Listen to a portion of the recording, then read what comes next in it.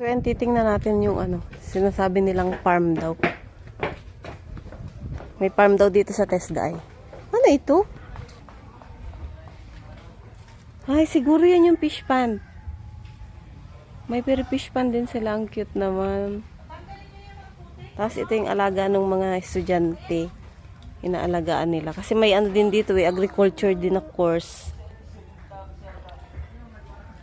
Ang tataba na, pwede na pantinula yung nila, alaga.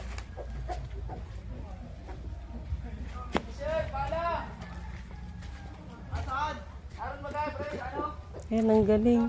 Ang dami pala nila dito. Kaso parang wala pang nag-agriculture, Ay, meron pala. Ayun pala sila, Ang dami nila.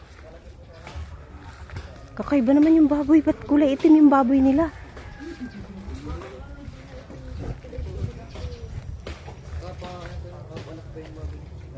Kakaiba yung baboy nila, Kulay black. Native po na baboy ito? May bake po dyan, gusto makita. Ang laki po. Asan ang bake? Binanda na lang po. Bakit mo ito pinagpaparaan pa yan? Para pag binala, malambot. Oh, sino papasok dyan? Ikaw? Naputik na. Nandun yung mga kaklase ko, nagpuputol sila ng Nagpuputol sila ng Ilagay mo dito. Yan. kahoy. Ayun pala sila, sir. Ayun sila, sir. Nagpuputol na. Yan yung sinasabi kong tanag, sir. Ganyan, Tanag. Eh, di na tayo malabas. Binibili to ng mayayaman, Pinapaso lang yan. May mahal na. Nagkukuha po kami tanag. Sila pala. Pang plug po. Pang plug. Kala ko naman, biglang nagsipag ngayon ang mga insito. Himala. Hindi naman pala. Uy, first time ha? First time yan. May papaya pa, May na ganyan-ganyan na driving. Masisipag yan. Ayun yung mga nila, Sa driving masisipag yan. May kawayan din. Tapos meron din pala silang meron din silang tanim-tanim dito. Ang galing.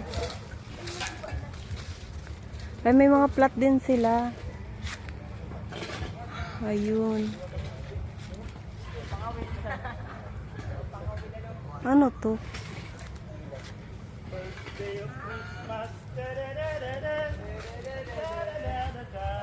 Ang dami nilang tanim, Ang galing din. Ano kaya to? Ay, talong ata to, Ayun, doon na yung school.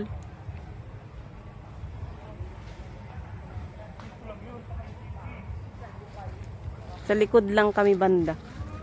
Ayun, meron pa dyan, Ay, may pagulong, Ay, para pagulong. Ang galing naman. Sarap to gataan. Ayan. Kaso magulang na to,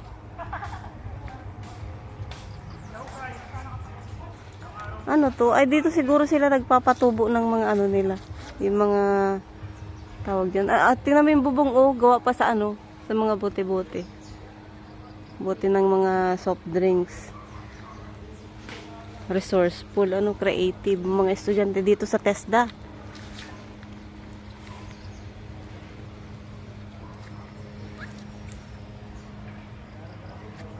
Ang galing. Ngayon ako nakapunta dito.